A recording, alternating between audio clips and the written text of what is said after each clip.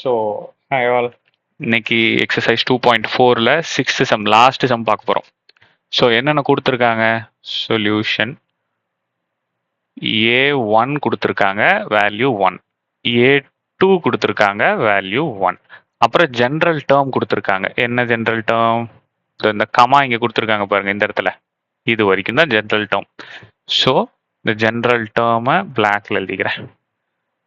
AN is equal to 2an minus 1 plus an minus 2.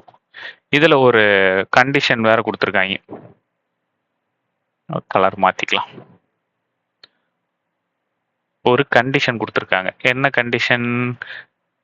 இங்க நான் substitute பண்ற value வந்து n விட 3 விட 3 விட கிரேட்டரா இருக்கணும். அப்படி என்னென்ன நம்பர்ஸ் இருக்கு?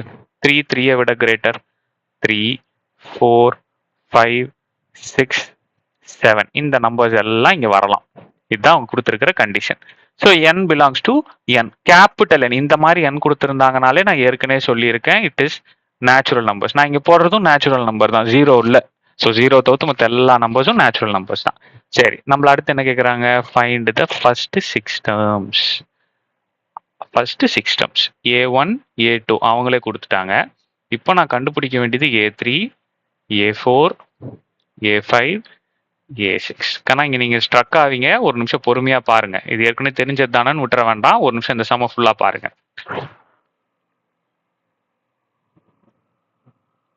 ஃபுல்லா பாருங்க. ரைட், இப்போ ஃபர்ஸ்ட் இந்த 3 சப்ஸ்டிடியூட் பண்றேன். எனக்கு இப்போ தேவை A3. ஸோ அப்போ A3. ஸோ n இருக்க வேண்டிய இடத்துல 3 இருக்கு. அப்போ ஈக்குவல் டு இந்த பக்கமும் n இருக்க வேண்டிய இடத்துல 3 போட்டுருவேன். நல்லா கவனிங்க, நீங்க ஸ்ட்ரக் ஆவீங்க, ஒரு வருஷம் வெயிட் பண்ணுங்க. இந்த இடத்துல 2a, 3ல 1 போச்சுன்னா 2 பிளஸ் ஏல இங்க 3ல 2 போச்சுன்னா மிச்சம் 1. இப்போ ஏக்கு மேல 2 இருந்திருந்தாலோ அல்லது மேல 1 இருந்திருந்தாலோ அது பவர்ல இருக்குன்னு நினைச்சுப்பேன். இப்ப கீழே இருக்கு. இப்ப என்ன பண்றது? கொஸ்டினை தெளிவா பாத்தீங்கன்னா இதுக்கு உங்களுக்கு ஆன்சர் கிடைக்கும். A2ஓட வேல்யூ அவங்களே கொடுத்துருக்காங்க, ஆன்சர் 1. A1ஓட வேல்யூ 1. ஸோ அப்போ 2 plus 1, 2 plus 1, ஆன்சர் 3. அவ்வளவுதான் சம். வேல்யூ கிடைச்சிச்சா? 3. இப்போ A4. இப்போ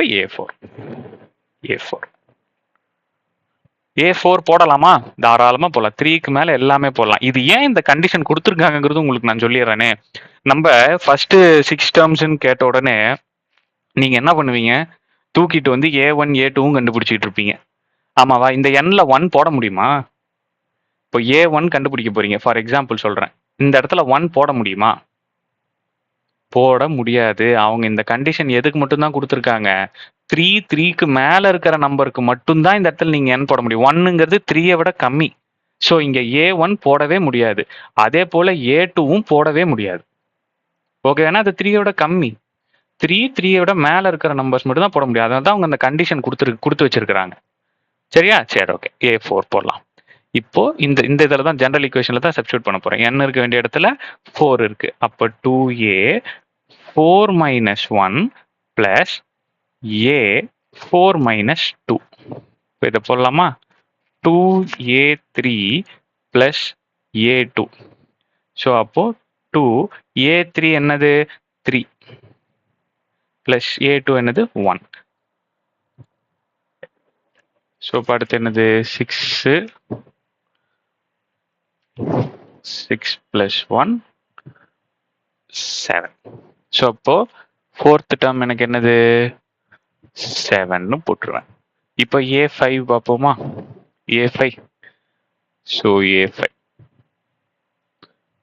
ஸோ n இருக்க வேண்டிய இடத்துல 5 இருக்கு. ஸோ அப்போ இங்கேயும் 2 இன்ட்டு a இன்ட்டு n இருக்க வேண்டிய இடத்துல 5 இருக்கு பிளஸ் a n இருக்க வேண்டிய இடத்துல 5 இருக்கு. இப்போ எனக்கு என்ன கிடைக்கும்? 2a4 plus a3. A4 இப்போதான் கண்டுபிடிச்சு வச்சிருக்கேன். A3 வந்துட்டு 3. So 14 plus 3, 17. So A5 is 17. ரைட்டா? அடுத்தது A6. n இருக்க வேண்டிய இடத்துல 6 இருக்கு. So 2A 6 minus 1 plus A 6 minus 2. So 2A5 plus A4. So 2A5 என்னது 17 plus A4 என்னது 7. So அப்போ 34 plus 7 41.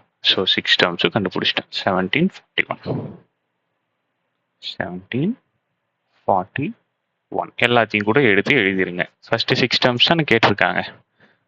So answer is equal to 1, 1, 3, 7, 17, 41. முடிஞ்சதா சாமி? ஸோ இந்த எக்ஸசைஸ் கம்ப்ளீட் ஆயிடுச்சு. நெக்ஸ்ட் எக்ஸசைஸ் பார்ப்போம். தேங்க்யூ.